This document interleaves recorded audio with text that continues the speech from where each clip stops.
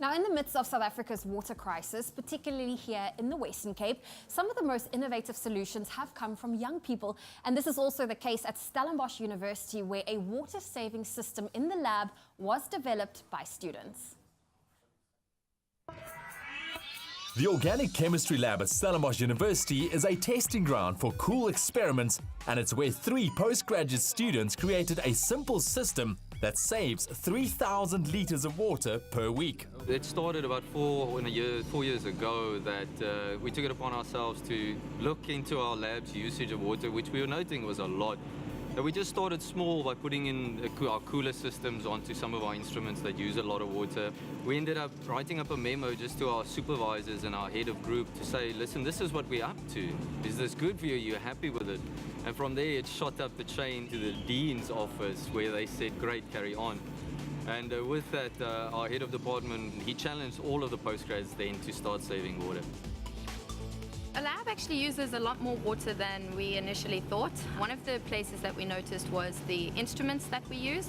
They unfortunately do require a lot of cooling, and that is usually done using water. So now that we have our water cooling system, it actually helps a lot because we then recycle that water. We're only using 10 litres of water that don't run down the drain at all. We recycle it into the same system. And now that we've also switched our undergrad labs to these water cooling systems, there we're saving a phenomenal amount of water. Yeah, if you just think that there are 900 students, where in a postgraduate lab like ours, there may be about 10 to 12. So 900 students running condensers to cool reactions. And that's a 3-hour practical with a lot of water that can go down the drain very quickly. Before we started with this water cooling system, we were using roughly 4,000 to 5,000 litres water per week when we are full capacity. Now that we are more water conscious and using this water system, we've dropped to less than 1,000 litres per week. And it makes a big difference now.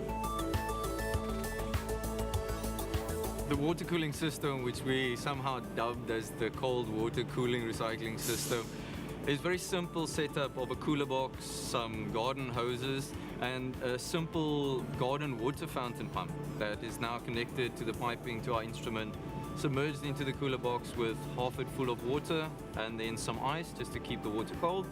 And the system is then connected, the pump's connected to the whichever machine or instrument reaction at times that it requires cooling, and the water is then pumped through the system and out an additional hose back into the cooler box, therefore not wasting any water.